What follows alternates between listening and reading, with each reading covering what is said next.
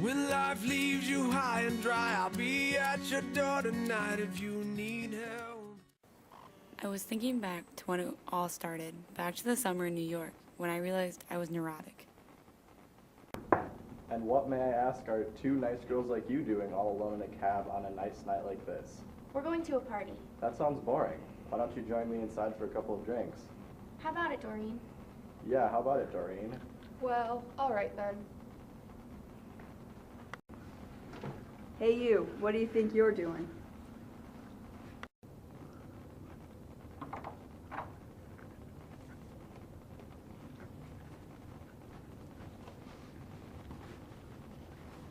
Well, what do we have? Well, I'll have an old-fashioned. I'll have vodka. With anything? No, I like it plain. So, what do you do here in New York? I'm a DJ. You've probably heard of me. The name's Lenny Shepard. I know you. I'm glad about that, honey. That'll come in handy. I'm famous as hell. Say, where do you come from? What's your name? This year's Doreen. Well, my name's Ellie Higginbottom. I come from Chicago. Well, Ellie, what do you say we dance some? I'm not in the mood. So you guys want to go back to my apartment? I won't go unless Ellie comes. Oh, she's going. She's going. Sure, I'll come. I was kind of impressed at how quick Doreen picked up on my fake name.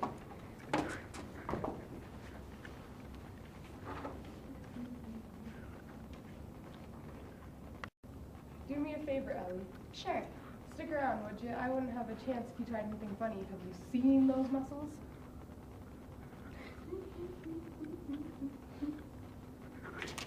Listen, isn't this music great?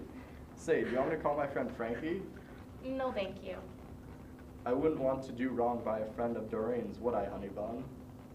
Do you want to dance? Sure.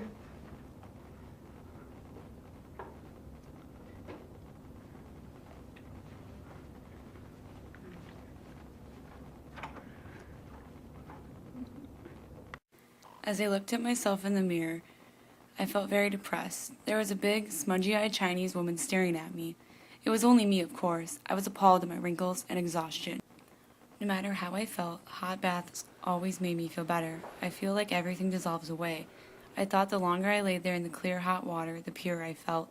By the time I would step out, I felt pure and sweet as a new baby. Ellie, let me in. Miss Greenwood, your friend wants you. Ellie. Let me lie down. Let me lie down. I didn't want to have anything to do with Doreen. I knew if I helped her, I would never get rid of her. The only thing I could do was leave her in the hallway. Doreen was missing from the luncheon because she was with Lenny at Coney Island. Of course, she had invited me to come along. I told her I had to work when I was just going to stay in bed, but JC called me into work and said some terrible things to me. Doesn't your work interest you, Esther? Oh, it does. It does. It interests me very much. That's good to hear. You can learn a lot around here. What do you have in mind after you graduate? I don't really know. You'll never get anywhere like that. You really must learn some languages if you plan on being successful at all.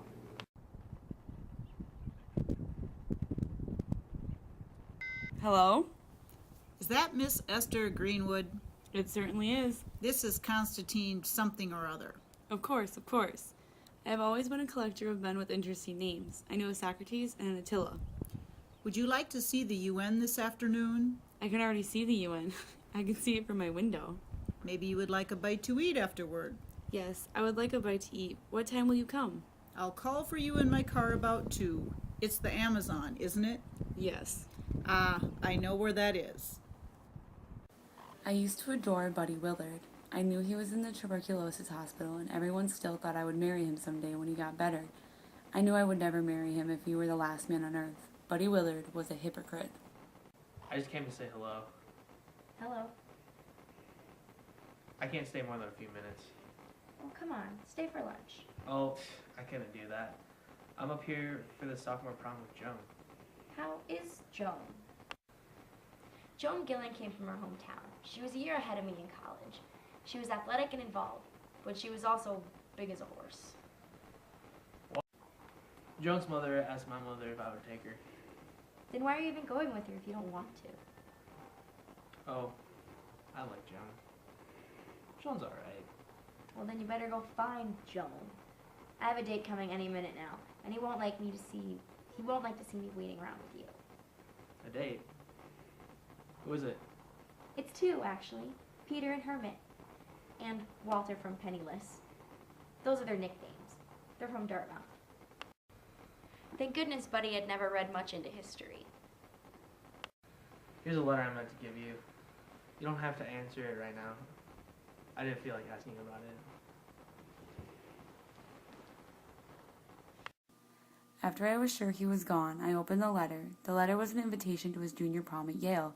I was so excited I sang to myself all the way back to my room. The night of the dance, Buddy treated me like a friend or a cousin. We danced about a mile apart. After the dance, we walked over to the chemistry lab. It was a beautiful view. That was where Buddy first kissed me. I kept my eyes open the whole time. After the kiss, Buddy said, "Wow, it makes me feel terrific to kiss you." I thought the kiss was average, considering both our lips were chapped from the 5-mile hike. Buddy fooled me for quite some time, but I found out what a hypocrite he was.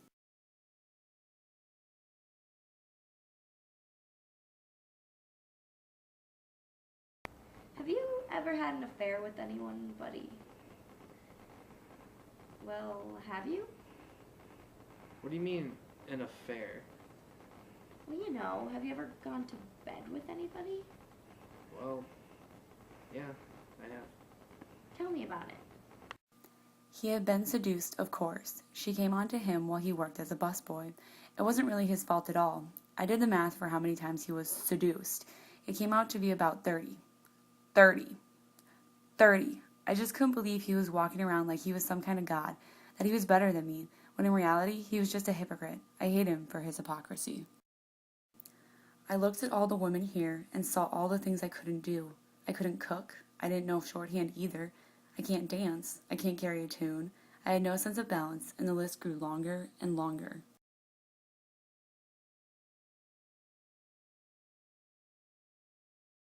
Nellie and I have always wanted a daughter, but I don't see how any daughter could be nicer than you.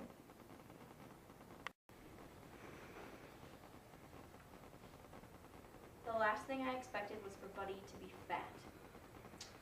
It's the heating. That's all we do around here. Wanna go see my room? Well, it looks comfortable. I made you this. Thanks. I know. I just thought you'd like it. Well, I better get going. I guess I will just leave you two young people. Shall I come too? No. See that Esther gets comfortable seat on the train. She'll stay a day or so, maybe. I felt like Mr. Woodard had deserted me. I was convinced that it was all planned. Buddy assured me it wasn't. His father doesn't like being around illness. I need to ask you a question. What? How would you like to become Mrs. Buddy Woodard? I had an awful impulse to laugh. Buddy saw my hesitation. Oh, I'm in no shape now. I know. I'm still on PAS, and I may yet lose a writ or two. But I'll be back at school a year from now. I think I should tell you something, Buddy. I know. You met someone. No, that's not it. Well, what is it then? I'm never going to get married. You're crazy. You'll change your mind. No, my mind's made up. Do you remember the time you asked me which I preferred, living in the city or in the country, and I said both? And you said I had the perfect setup for a true neurotic? Well, you were right. I am neurotic. Well, you could live between them both. If neurotic is wanting two mutually exclusive things at one time, then I'm neurotic as hell. I'm flying back and forth between one mutually exclusive thing and the other for the rest of my days. Let me fly with you. We were having a final photo shoot in JC's office. It was at the end of the trip to New York. We were supposed to be holding something that represented what we wanted to be in the future, and I honestly had no idea, so they gave me a rose, since I had told them I wanted to be a poet. Only problem, I had no idea what I wanted to be, so naturally, I cried. This one is you. Have a good one.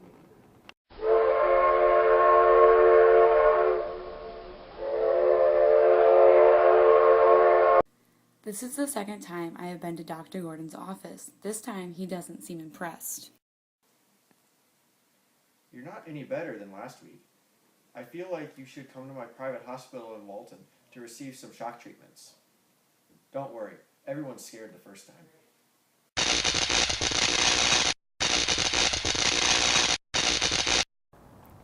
That morning, I had tried to hang myself. I had taken the cord from my mother's bathrobe and had hunted around for a place to hang the rope. The problem was the ceilings were too low. I had tried to kill myself then, too, by swimming as far down as I could and drowning myself. The problem was I kept floating back to the top, so I gave up and swam back to the beach.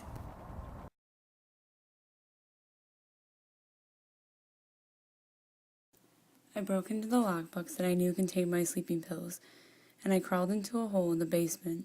I took a whole bunch of pills and passed out. The next thing I remember is waking up and saying, "Mother."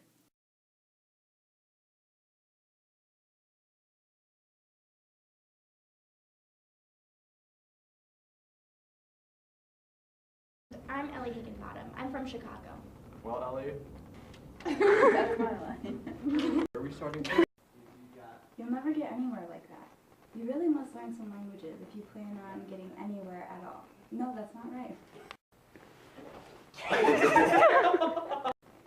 And you said I had the perfect setup for a true narcotic?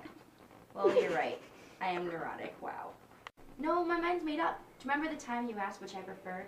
Living in the city or the country? And I said both. And you said I had the perfect setup for a true narcotic.